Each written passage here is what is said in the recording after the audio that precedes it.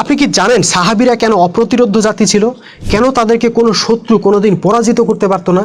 কারণ সাহাবীদের মধ্যে এমন একটা গুণ ছিল যেটা পৃথিবীর অন্য কোনো সেনাবাহিনীর মধ্যে ছিল না। এমনকি তৎকালীন সুপার পাওয়ার রোমান ও পারস্য সাম্রাজ্যের সৈন্যদেরও সেই গুণটা ছিল না। সেটা হইল সাহাবীরা আল্লাহর রাস্তায় জীবন দেওয়ার জন্য সর্বদা লালায়িত থাকতেন। আমরা বর্তমান যুগের নামধারী মুসলমানরা বাইচা থাকার জন্য হাজারো উপায়ে কত চেষ্টা করি, কিন্তু সাহাবীরা ছিলেন তার ঠিক বিপরীত।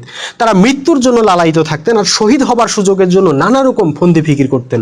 যুদ্ধের জয় নির্ভর করে সৈন্যদের মনোবলের উপর, সেজন্য সব যুদ্ধের কমান্ডাররাই কৌশল করে থাকে কিভাবে শত্রু বাহিনীর মনে ভয় ঢুকিয়ে দেওয়া যায়। একবার শত্রুর মনে ভয় ঢুকিয়ে দিতে পারলেই কেল্লা ফতে। কিন্তু সাহাবীদেরকে এমনভাবে রাসূল সাল্লাল্লাহু আলাইহি সাল্লাম প্রস্তুত করছিলেন যে তাদের মনে ভয় জিনিসটার অস্তিত্বই ছিল না। থাকবে কিভাবে? যারা মৃত্যুর জন্য লালায়িত হয়ে রণাঙ্গনে ছুটে যাইতেছে তারা ভয়টা পাবে কিসের? তাদেরকে ভয় দেখানোর সাধ্য আছে কারো?